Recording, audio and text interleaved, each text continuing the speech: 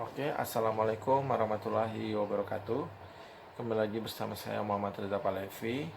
Di sini Reja nggak akan review makanan lagi seperti kemarin, tapi di sini Reja akan menjelaskan kepada kalian cara pewarnaan bakteri dan jamur.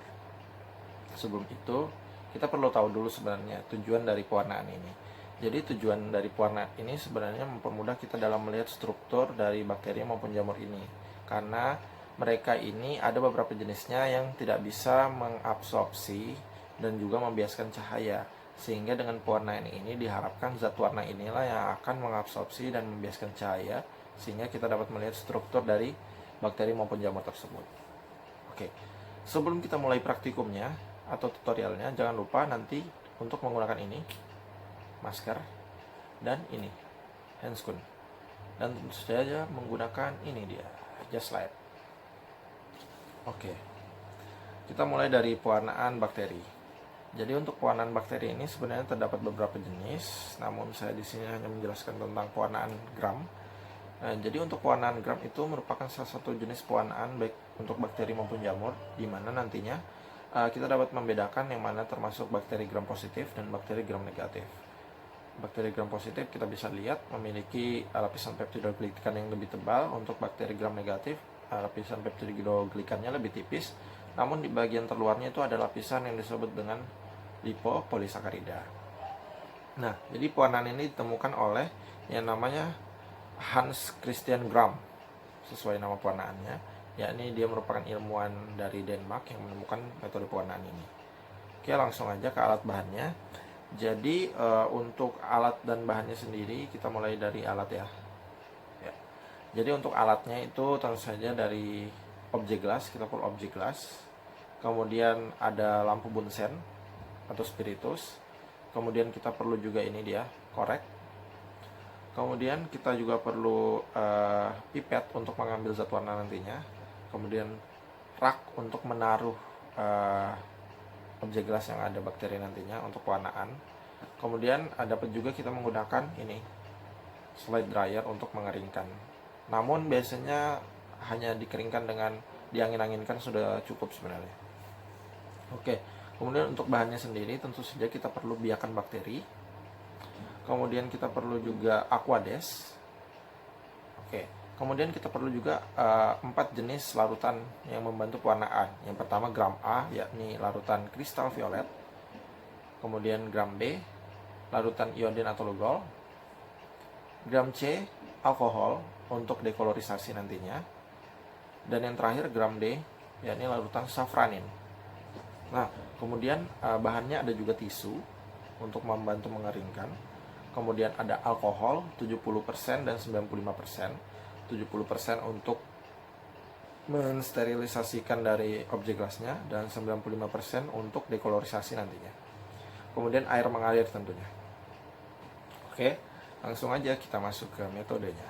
Jadi yang pertama adalah kita menyiapkan dulu preparatnya, yakni kita siapkan objek gelas, kita sterilkan dengan cara kita rendam di alkohol 70%, kemudian kita ambil dan kita keringkan dengan tisu. Dapat juga kita fiksasi atau kita lewat-lewatkan di atas api di bunsen yang sudah kita nyalakan dengan korek api. Ini bertujuan untuk mensterilkan kondisi dari objek gelasnya ini. Nah, sudah. Kemudian kita teteskan 1-2 tetes aquades di atas objek gelas ini. Sesudah itu, kita ambil biakan bakteri dengan menggunakan jarum OC. Nah, pertama jarum OC-nya nanti kita pijarkan di atas lampu spiritus seperti ini. Nah, selanjutnya kita tunggu sebentar untuk dingin dan kita ambil biakan bakteri, kemudian kita letakkan di atas gelas objek atau objek gelas tadi. Kemudian kita buat area 2-3 cm di atas objek gelasnya. Kemudian kita jangan lupa untuk mempijarkan lagi jarum OC ini untuk menjaga kondisinya tetap steril. Dan kita fiksasilah objek gelas ini, bagian bawahnya ya, jangan bagian atasnya yang ada bakterinya. Sudah kita fiksasi, kita lewat-lewatkan di atas api. Sudah, dan ini siap untuk diwarnai. Oke, jadi untuk pewarnaannya sendiri, kita taruh dulu dia di atas rak pewarnaan tentunya. Sudah kita taruh. Nanti kita akan uh, meneteskannya dengan larutan kristal violet. Nah, kita teteskan sampai dia menutupi area bakteri itu. Kemudian kita tunggu 1 menit. Setelah 1 menit, kita aliri dia dengan air yang pelan dan jangan langsung di bagian areanya ya. Takutnya bakterinya lepas. Jadi di bagian pinggirnya kemudian airnya mengalir. Nah, tunggu kering dan kita tetesi dengan yang kedua, yakni larutan Lugol atau iodin. Nah, kita tetesi, kemudian setelah itu kita tunggu 1 menit lagi.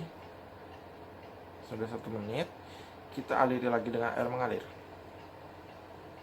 Sudah, kita tunggu kering dan kita selanjutnya tetesi dengan alkohol untuk dekolorisasi. Tunggu 30 detik, kemudian kita aliri lagi dengan air mengalir. Sudah, tunggu kering, kemudian yang terakhir tetesi dengan larutan safranin. Kemudian tunggu 2 menit dan kita aliri dengan air mengalir. Nah, tunggu kering dan kita dapat melihat hasilnya di mikroskop. Dan hasilnya kurang lebih akan seperti ini.